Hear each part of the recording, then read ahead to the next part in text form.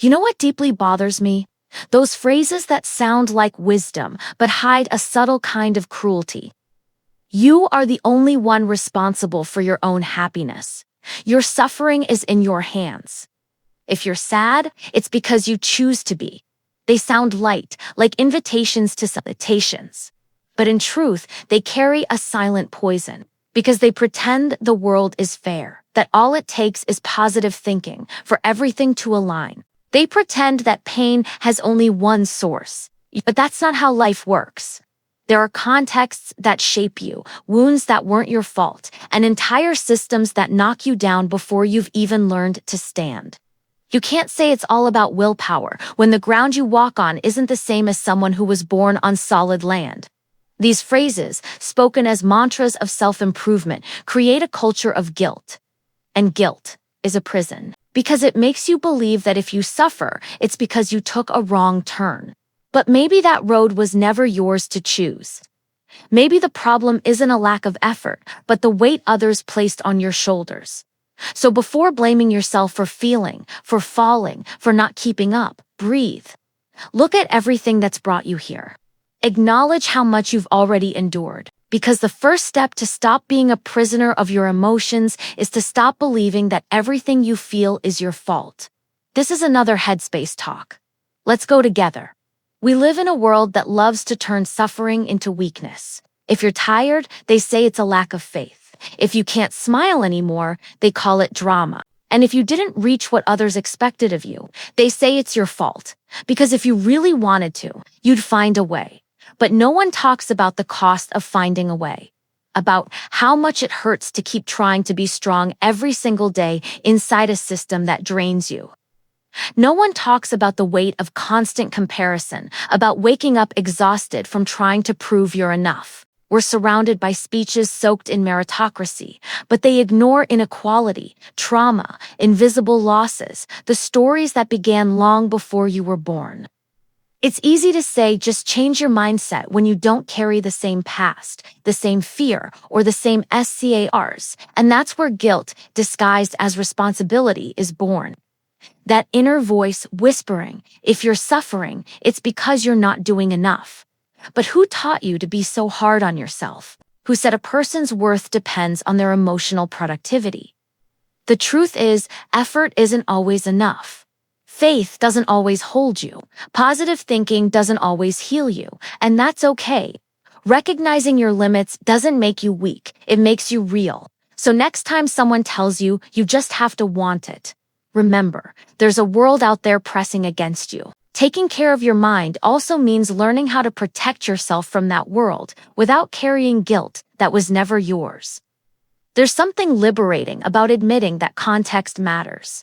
When you recognize the weight of the neighborhood you grew up in, the doors that never opened, the losses no one mourned, you stop turning pain into a moral failure. It doesn't take away your responsibility, it gives your choices back their humanity. Responsibility without context becomes punishment.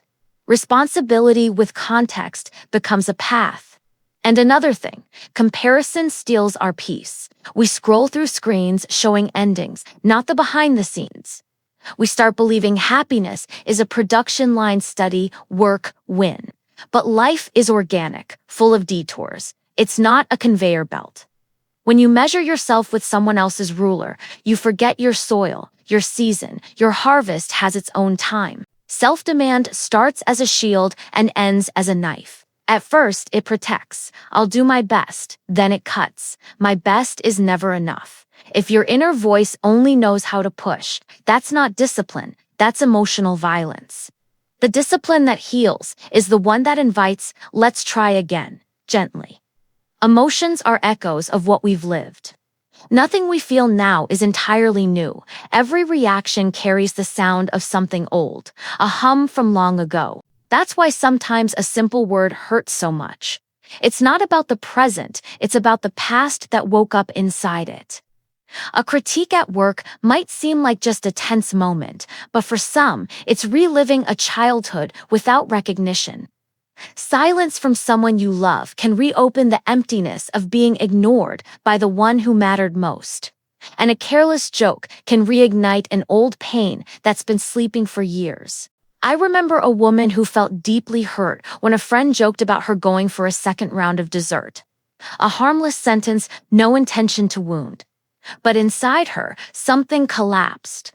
After much reflection, she realized that pain didn't come from that party. It came from childhood, from an aunt who once humiliated her in front of the family for wanting a candy before it was time, and from a mother who stayed silent when she most needed protection. That day, the old wound found a new reason to ache, and she understood that what hurt wasn't the dessert, it was the abandonment. That's what our emotions do. They glue the past to the present. And if we don't notice it, we repeat the same pain with different faces. But there's a way out. When a strong emotion comes, ask yourself, what is this trying to tell me about me? The answer may not come right away, but the moment you start listening, you begin to free yourself. Because healing isn't about erasing what you feel, it's about understanding where it comes from. Negative thoughts don't appear out of nowhere, they have trails. Sometimes that trail starts at school, in the nickname that stuck, the repeated joke, the silence from someone who should have cared. Other times, it begins at home, in rules that were too strict, in rare compliments, in affection that had to be earned. And the brain learns to repeat, I'm not good enough. We repeat it for years, until that voice becomes truth, when really, it's just memory. A simple exercise. Write down the automatic thought that hurts you the most. Next to it, write whose voice it is.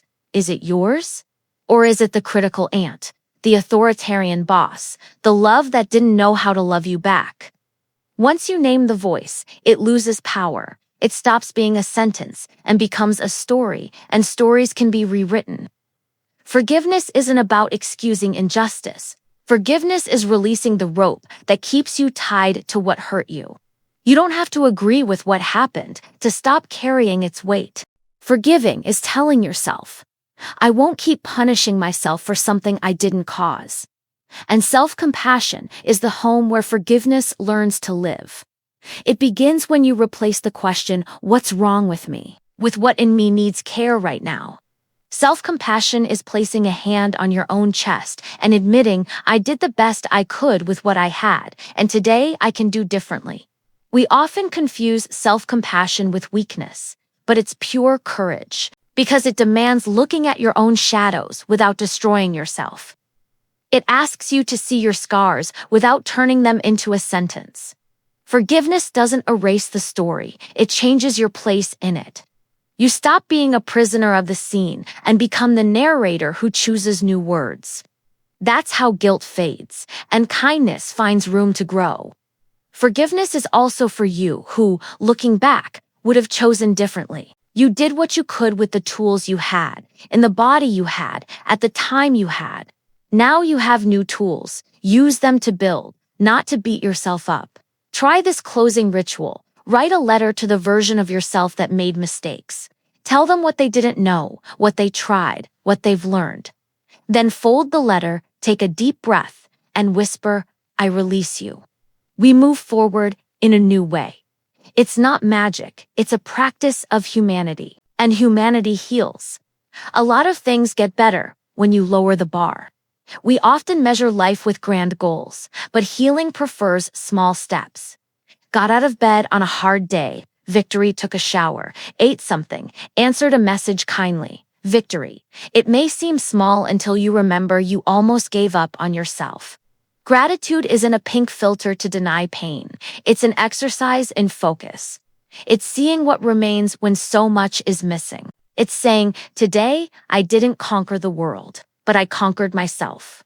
Make quiet lists, like lighting small candles down a dark hallway. 3 things to be grateful for. 3 small steps for tomorrow. When you celebrate the minimum, your heart remembers that there's still a path ahead, and your tired body finds strength for one more day. Maybe no one ever told you this, but you deserve rest. You deserve a hug that asks for nothing in return. You deserve a life that doesn't demand proof all the time. Self-love isn't shouting, I'm enough to the world. It's whispering to yourself, quietly, I respect me, It's learning not to accept emotional crumbs, not even from yourself. It's saying no when your body asks for pause, and yes when your soul asks for warmth. You deserve simple things that feel luxurious when your mind is tired, to sleep without guilt, to eat without punishment, to laugh without apology. Deserving isn't a reward, it's part of being human. You don't need to earn your worth. You're already worthy because you exist. There's a space between impulse and action, and that's where freedom lives. In that space, you breathe, you observe, you decide. The past pulls, the future pushes, but the present opens a door. When anger comes, let it pass like a wave. You don't need to ride. When fear comes, let it sit beside you. It's just a messenger, not the driver. When sadness weighs heavy, offer it water, light, and time. Nothing alive heals under pressure. Simple practices help you stay grounded. 3 breaths longer than usual. Naming what you feel without judgment. Finding 5 things to see, 4 to touch, 3 to hear. When you return to the present, what seemed enormous becomes human-sized. What felt urgent becomes important and possible. And when you slip, because we all do come back, the present is generous. It always takes you back. There's no delay where there's return. Starting over isn't failure, it's proof of life. Life doesn't demand that you be unshakable. It just invites you to be honest with what you feel, to look at yourself without haste, without judgment. You don't need to be strong all the time. You don't need to understand everything. You don't need control, just presence. Because presence is what anchors you when everything trembles. Remember, you are not what you feel. You are the one who observes what you feel. And in that space between feeling and action, freedom is born. Being your own master doesn't mean being cold. It means knowing that even when the world falls apart, there's still a calm center within you. That's where your strength lives. You are not the problem. You are the answer. Life is still building. And every time you choose to act with awareness, you stop being a prisoner and become the author of your own story. Breathe. Feel the air moving in and out. And quietly ask, how can I take care of myself? Here, now. Because it's in that quiet care that healing begins. And it's in the now, always in the now, that freedom becomes real. And of course, if you'd like to keep walking with me, subscribe and turn on notifications. Here, on Headspace Talks, we learn together how to turn pain into strength and silence into healing. When you forget, read these lines again, like turning on a small light in the dark. Not to chase the night away, but to walk through it with less fear. Breathe again. Remember, context, compassion, conscious choice. One small step today, another tomorrow. Life isn't a race to the finish. It's a path built slowly, with pauses, with water, with sunlight, with safe company. You don't have to win everything now. You just have to keep coming back to yourself. Take one more breath. Remember, every restart is a way of continuing, and sometimes continuing is the bravest act of all.